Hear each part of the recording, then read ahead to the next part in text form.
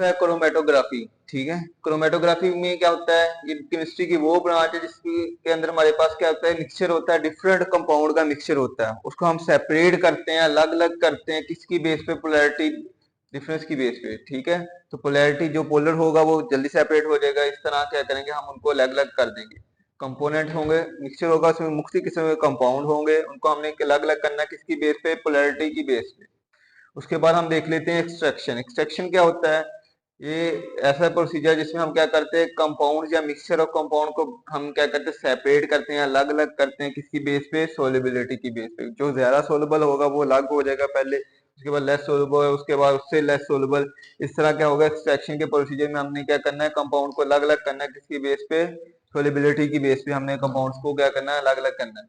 Chromatography के अंदर और इसमें ये डिफरेंस होता है, उसमें हम क्या कर रहे हैं, कंपाउंड जो मिक्सचर होता है हमारे पास, मुख्तलिफ कंपाउंड होते हैं, उनको हम पोलैरिटी की बेस पे हम करते हैं, जब एक्सट्रैक्शन में हम क्या करते हैं, सोलिबिलिटी की बेस पे क्या कर रहे हैं, कंपाउंड जो होते हैं एक मिक्सचर के अंदर जो मुख्तलिफ कंपाउंड है उनको क्या करें, सेपरेट कर रहे हैं। उसके हम बाद हम देखते हैं टेक्निक्स। तो मुख्तलिफ किस्म की टेक्निक्स हम क्रोमेटोग्राफी में इस्तेमाल करते हैं। सबसे पहले है सैंडिंग टेक्निक्स।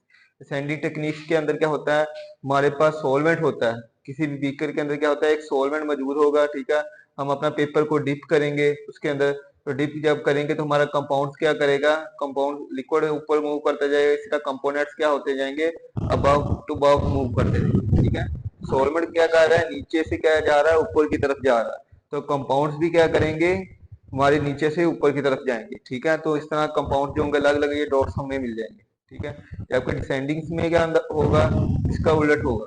ठीक है, इसमें तो हम क्या करें, कंपाउंड के अंदर मिक्स कर रहे हैं तो हमारा सेपरेट हो रहा है, तो डिसेंडिंग में क्या होगा, डिसेंडिंग में हमारा जो सॉल्वेंट या सोल्यूशन है वो क्या होगा, ऊपर से जाएगा नीचे की तरफ। सॉल्वेंट का जा रहेगा ऊपर से नीचे की तरफ। डिसेंडिंग में क्या था, असेंडिंग में क्या था, नीचे से ऊपर की तरफ जा रहा, मतलब हमारा सॉल्वेंट या लिक्विड जा रहा था। डिसेंडिंग में क्या है, अबव टू बिलो जा रहा है। तो इस तरह कंपोनेंट भी क्या होंगे, अलग अलग हो जाएंगे, ऊपर से नीचे तक। ठीक है, तो ये होगा डिसेंडिंग। और नेक्स्ट क्या है, सर्कुलर क्रोमेटोग्राफी। सर्कुलर क्रोमेटोग्राफी में क्या होगा, हमने क्या लेना है, राउंड शेप भी लेना है, सॉरी राउंड शेप में हमने क्या लेना है, फिल्टर पेपर लेना है, उसके अंदर क्या लगा देना, मिक्सचर ऑफ सॉल्वेंट लगा देना। तो हमारे जो कंपोनेंट्स होंगे वो क्या होंगे, सर्कुलर मोशन में क्या हो जाएंगे, सेपरेट हो जाएंगे। तो इस तरह के अलग अलग जो होंगे सर्कुलर मोशन में क्या होंगे, सर्कुलर क्रोमेटोग्राफी में जो कंपोनेंट्स होंगे वो या मिक्सचर होंगे, मिक्सचर कंपाउंड्स हैं वो अलग अलग हो जाएंगे। ठीक है, नेक्स्ट है रेडियल। रेडियल में हमने क्या लेना है, हमने क्रोमेटोग्राफी पेपर लेना है रेडियल पोर्शन, इस तरह डी शेप होगा।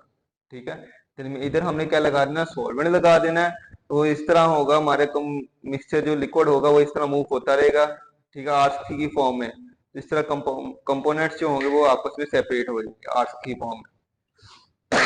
ये कहता है sending, descending, circular, radial. Ascending में क्या कर रहा है, कंपोनेंट्स हमारे नीचे बिलो डॉट्स की फॉर्म में अवेलेबल है, वो जिस तरह सोलर में जाता जा रहा है, हमारा जो होगा कंपोनेंट्स भी क्या होंगे, डॉट्स की फॉर्म में आ जाएंगे। डिसेंडिंग में क्या होगा, हमारा सोलर लो के नीचे की तरफ जाएगा, हमारे जो कंपोनेंट्स होंगे वो क्या जाएंगे, अलग अलग हो जाएंगे नीचे की तरफ। ठीक है, सर्कुलर में क्या होंगे, कंपोनेंट सर्कुलर शेप में आ जाएंगे, सॉल्वेंट भी क्या जा रहा है, सॉल्वेंट सर्कुलर शेप में जा रहा है। रेडियल में क्या जा रहा है, हमारा सॉल्वेंट डी शेप में, हमारे पास फिल्टर पेपर होगा, तो हमारा सॉल्वेंट भी क्या होगा, इतना आर्क्स की फॉर्म में फैलेगा, तो हमारे कंपोनेंट्स भी क्या होंगे, जो आर्क्स की फॉर्म में क्या होंगे, हमें अवेलेबल हो जाए। तो ये मुख्तलिफ किस्म की क्रोमेटोग्राफी टेक्निक्स है जो कि हम हर पेपर क्रोमेटोग्राफी या नेक्स्ट जो क्रोमेटोग्राफी आप पढ़ोगे तो उसके अंदर हम सारे सब में ये आजमाएंगे। ठीक है, नेक्स्ट है स्टेशनरी फेस। तो दो फेस होते हैं क्रोमेटोग्राफी में, एक स्टेशनरी फेस और एक होता है मोबाइल फेस। स्टेशनरी फेस जैसा कि वर्ड से जाहिर है वो क्या रहता है, स्टेशनरी रहता है, अपनी जगह पे रहता है, साकत रहता है, वो मूव नहीं करता। तो क्रोमेटोग्राफी का वो कंपोनेंट जो कि साकत रहे, मूव ना करे जगह से दूसरी जगह, वो क्या कहलाता है, स्टेशनरी फेस कहलाता है। इसमें हम पेपर इस्तेमाल करते हैं, वो स्टेशनरी रहेगा। टैलिक मैग्नीशियम ऑक्साइड या एल्यूमिनियम हाइड्रोक्साइड जो हम इस्तेमाल करेंगे, ये सारे क्या है, स्टेशनरी फेस है, एक जगह से दूसरी जगह मूव नहीं करते। ये आपके सोलवेंट जो हाँ एक जगह से दूसरी जगह मूव करता है। ठीक है, तो क्रोमेटोग्राफी का वो कंपोनेंट जो एक जगह से दूसरी जगह मूव करेगा वो क्या कहलाएगा, मोबाइल फेस कहलाएगा।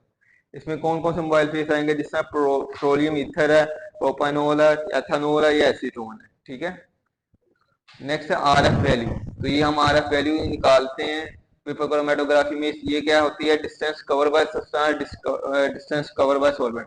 सब्सटेंस क्या होंगे, आपके जो मुख्तलिफ किस्म के कंपाउंड्स होंगे जो, और जो डिस्टेंस कवर करेंगे वो हमने मेजर कर लेना है। और जो सॉल्वेंट आपका लिक्विड, जो हम लिक्विड जिसके अंदर डिप कर रहे हैं, वो जितना डिस्टेंस कवर करेगा वो हमने मेजर कर लेना है। इनको आपस में डिवाइड करेंगे तो क्या निकल आएगी, हमारी आर एफ वैल्यू निकल आएगी। और ये हर क्रोमेटोग्राफी के अंदर हमने ये कैलकुलेट करनी है। ठीक है बेटा।